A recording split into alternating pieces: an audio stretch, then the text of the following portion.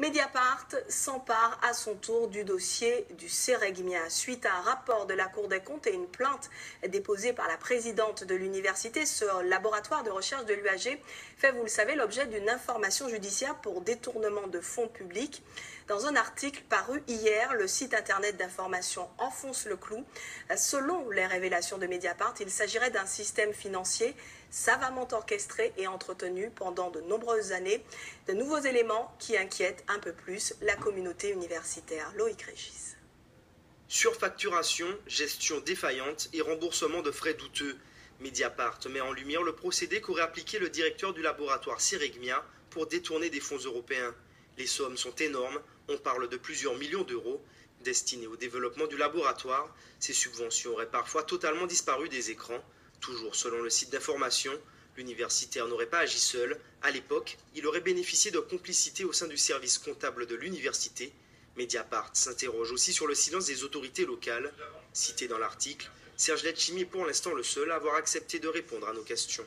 Toutes les subventions qui ont été données au Céregmia, ce sont des subventions qui ont été légitimement données, ou illégitimement, j'en sais rien, mais qui ont été données avant ma mandature. Nous avons eu un dossier que nous avons traité avec le Céregmia, notamment sur la question des formations sur plusieurs pays. Les pièces n'étaient pas suffisantes, les signatures n'étaient pas très claires.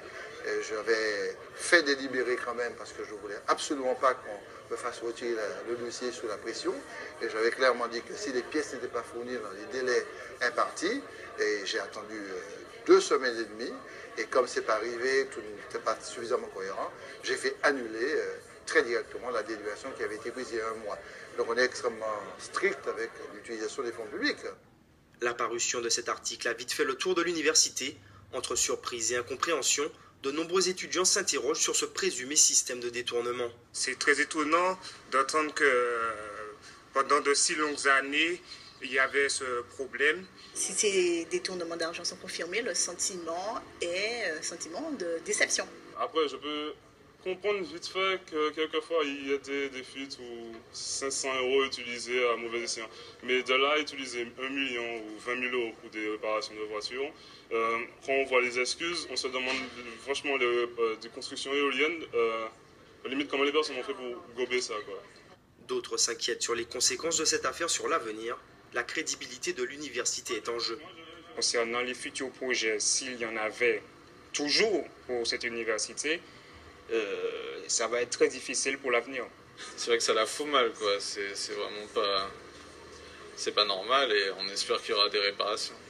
Depuis le 7 avril, une information judiciaire a été ouverte pour détournement de fonds publics et escroquerie aux subventions en bande organisée. L'enquête suit son cours, confiée à la très sérieuse juridiction interrégionale spécialisée. Évoquons maintenant la détresse d'un père de famille de 37 ans.